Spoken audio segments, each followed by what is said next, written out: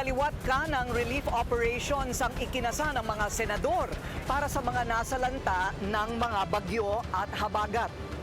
Suportado rin nila na gawing simple lang ang pagbubukas ng first regular session ng Senado at wag nang gawing bongga o mala fashion show ang SONA.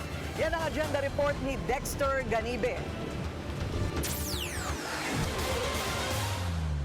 Pagbabalangkas ng mga batas ang pangunahing trabaho ng senador, kaya sila tinawag na mga mambabatas. Pero dahil sa maraming bahagi ng bansa ang binaha sa ilang araw na pag-ulan dahil sa mga bagyo't habagat, kanya-kanyang relief operations ang kinasa ng mga senador at ng kanilang staff. Si Senador Lito Lapid na mahagi ng 500 relief goods sa mga residenteng apektado ng pagbaha sa Barangay de la Paz sa Biñan, Laguna. Next stop niya ang ilang bayan sa Rizal. Si Senator Erwin Tulfo to the rescue rin sa mga binaha sa Maynila. Daan-daang kaban ng bigas ang kanyang binigay. Binisita rin niya ang mga residente ng Tatalon, Quezon City. Ilang araw ding nag-ikot sa mga bayan ng Bulacan si Senador Joel Villanueva para kumustahin at hatiran ng tulong ang mga binahang kababayan. Sa mga residente sa Mamburao, Occidental Mindoro na naapektuhan ng malawakang pagbaha naman na mahagi ng tulong si Senador Kiko Pangilinan. Si Senador Bam Aquino may pa-soup kitchen sa Marikina bago nagtungo sa Pampanga. Katuwang ang Angat Buhay NGO, mainit na sa bawat lugaw din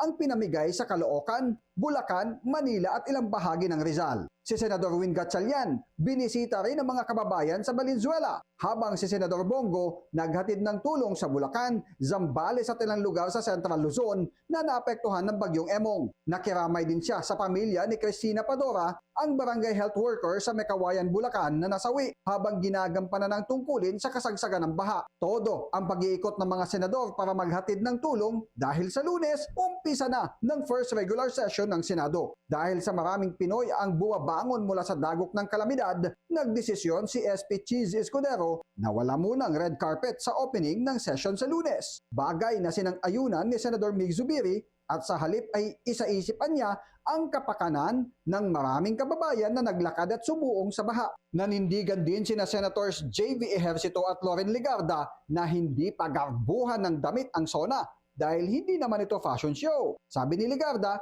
ngayong marami ang lubog sa baha, hindi kailangang paglaanan ng malaking budget at kailangang simplihan lang ang pagbubukas ng sesyon ng Senado at ang SONA ng Pangulo. Gamitin niya ang okasyon para maresolba ang mga problema. Agree si Senator Ejercito na hindi dapat magarbo ang SONA na magmistulang beauty pageant o fashion show dahil hindi niya ito pagkakataon para rumampa at magpasikat na parang pang-Oscar Awards ang kasuotan. Para sa agenda, Dexter Ganibe, Abante Radio. Manatiling nakatutok sa Bilyonaryo News Channel. Sumubaybay sa aming social media accounts at mag-subscribe sa aming YouTube channel para sa mga bago at eksklusibong balita.